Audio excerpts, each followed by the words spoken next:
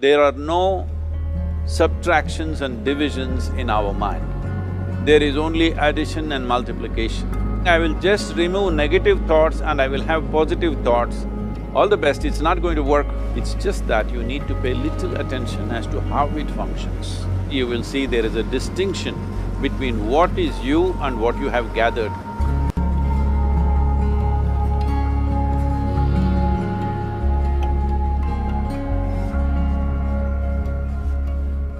Well, see the way the question is asked and also the way normally it's addressed is, people think there is something called as negative thought and positive thought.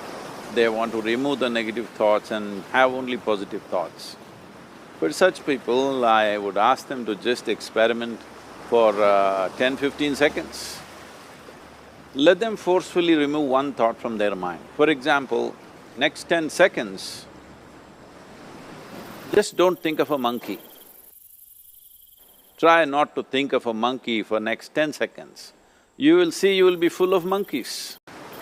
So what I'm saying is, this is the nature of your mind, because in this mind, all the three pedals are throttle.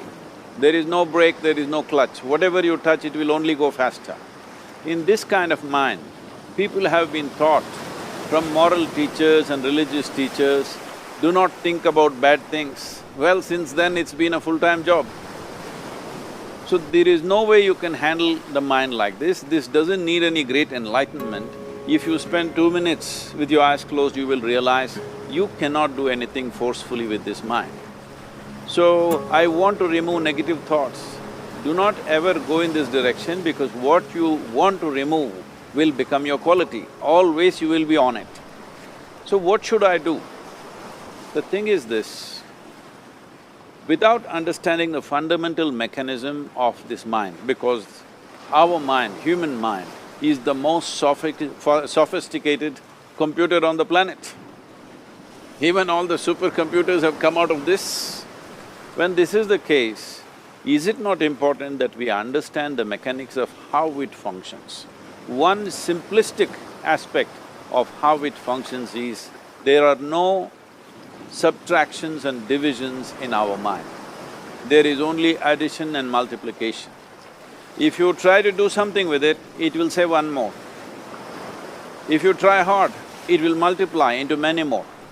In this mind, you don't try to identify what is positive, what is negative and try to remove it.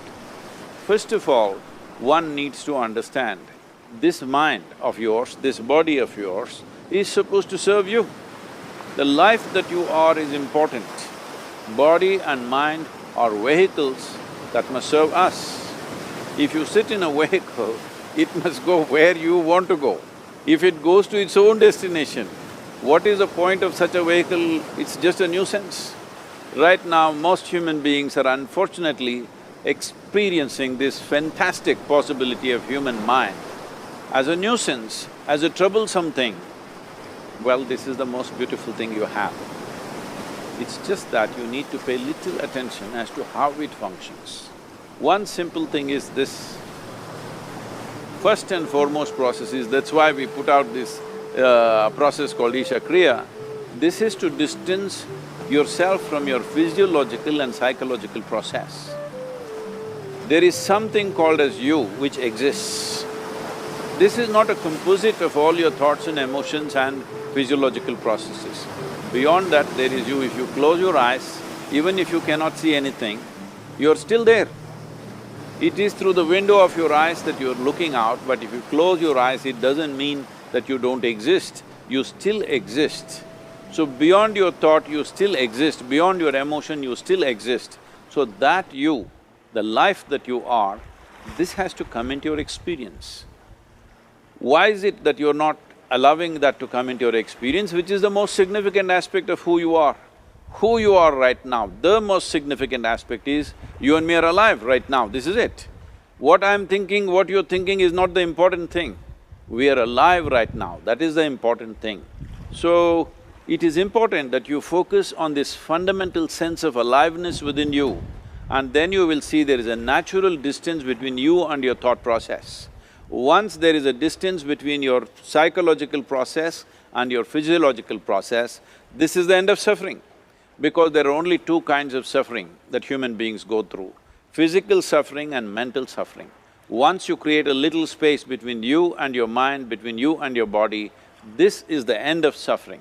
This is something every human being has to experience and know, otherwise thinking I will just remove negative thoughts and I will have positive thoughts, all the best, it's not going to work 100%, it's not going to work because nobody can remove it, they can avoid it for some time. So when negative thoughts come, you say Ram Ram, Shiva Shiva, whatever you want, but this is just avoiding, it's not gone. The moment you stop that, it will pop back with great force, otherwise it'll come back in your dreams. So it's very important, first of all you need to understand your anger, your resentment, your fear, your anxieties, the negativity that you generate, generally resentment, anger, it is always directed towards somebody. But we need to understand this is poisons that we are drinking and expecting somebody else to die. Fortunately, life doesn't work like that. If I drink poison, I die. If I drink poison, you don't die. So, we need to understand this. When I say poison, today you can have yourself chemically analyzed. Right now, what is your blood work, what it says?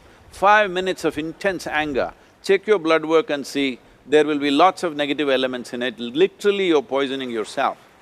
So, do you want to poison yourself? Definitely not. Now the very question is coming from certain helplessness, what shall I do? Don't do anything, just sit back and just concern yourself with something which is a life process. Maybe your heartbeat, maybe your breath, maybe just a sensation of being alive. Depending upon how sensitive or how perceptive you are, accordingly, find something. It could be a sensation in the body, it could be breath, it could be heartbeat, it could be anything, something which indicates life to you. Just pay attention to that for some time. Slowly you will see there is a distinction between what is you and what you have gathered, which includes both your physiological and psychological possibility or mess, whatever you made out of it.